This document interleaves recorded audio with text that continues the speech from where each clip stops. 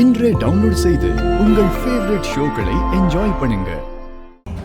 ஏய், என்ன போன இடத்துல வேலை நல்லா சிறப்பா முடிஞ்சுதா? என்ன எனக்கு எப்படி தெரியும் பாக்குறியா? அந்த தேவகி கிட்ட உனக்கு பணம் வராது, உன் பிள்ளைக்கு வேற இடத்துல பொண்ணை பாருன்னு சொன்னது நான் தான்.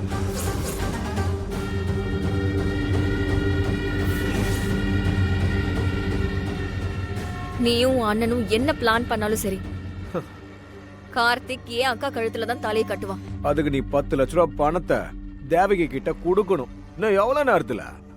24 மணி நேரத்துல. ஒரே நாள இவ்வளவு காசை எப்படிமா நீ ரெடி பண்ணுவ? உன்னை நம்பி எவன் காசு தருவான்? யார் இருக்கா உனக்கு? எப்போ என் அண்ணனை திட்டம் போட்டு ஜெயிலுக்கு அனுப்புனியோ அப்பவே உனக்கு கெட்ட நேரம் ஆரம்பிச்சிருச்சு. நீ எங்க எவ்வளவு ட்ரை பண்ணாலும் சரி, உன்னோட அக்கா கல்யாணம் நடக்காது, நடக்கவும் விட மாட்டேன். நீ என்ன பண்ற நானும் பாக்குறேன். அண்ணா, அவன் இதை செஞ்சிருக்க மாட்டாங்க. அதுவும் இல்லாம அவங்க அப்பா இப்போ உடம்பு சரியில்லாம இக்கட்டான நிலைமையில இருக்காரு. இந்த மாதிரி நேரத்தில் நம்ம இப்படி பண்றது நல்லா இருக்காது. கொஞ்சம் இறக்கம் காட்டி மன்னிச்சு விட்டுறலாம். வாடா வா. நீ ஏன் சொல்ல மாட்ட? ஜெயில இருக்கிறது ஏன் அண்ணன்டா. என் அண்ணன் இவ்வளவு நாளா உன்னை நல்லபடியா பாத்துக்கிட்டார்ல, அதுக்கு காட்டுற விசுவாசம் இதுதானே? அப்படியெல்லாம் ஒன்றும் இல்லைண்ணா.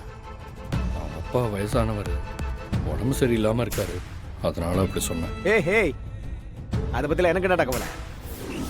அந்த ஆள் இருந்தா என்ன, செத்தா எனக்கு என்ன?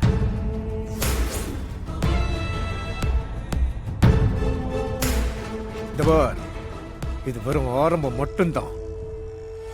என் அண்ணனுக்கும் என் குடும்பத்துக்கும் இவ்வளவு பெரிய அவமானத்தை கொடுத்த உன்னை சும்மா விட மாட்டேன். உன்னையும் குடும்பத்தில் இருக்கிற ஒவ்வொருத்தரையும் பழி வாங்க வேண்டி. நான் ஆரம்பத்துல இருந்தே சொல்லிக்கிட்டு இருக்கேன், எனக்கும் இந்த கல்யாணம் நின்னு போனதுக்கும் சம்பந்தம் இல்லன்னு. நீங்க இதையே காரணமா காட்டி எங்க குடும்பத்துல இருக்கிறவங்களுக்கு பிரச்சனை பண்ணணும்னு நினைச்சீங்க. என்னடி பண்ணுவ? நான் என்ன பண்ணுவேன், எப்படி பண்ணுவேன்னு தெரியாது. ஆனா என் குடும்பத்துக்கு ஏதாவது வந்ததுன்னு வைங்க, நான் எந்த எல்லைக்கும் போவேன், என்ன வேணாலும் பண்ணுவேன். அது யாரா இருந்தாலும் சரி. ஏய், ஒரு பொம்பளை என் முன்னாடி குரல வசதி பேசுனதே தப்பு. இதுல என்கிட்ட சவால் வர வரலையா?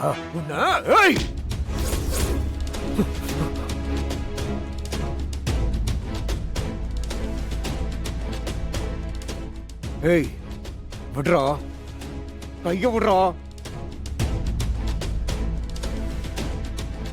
கைய விடுறான்னு.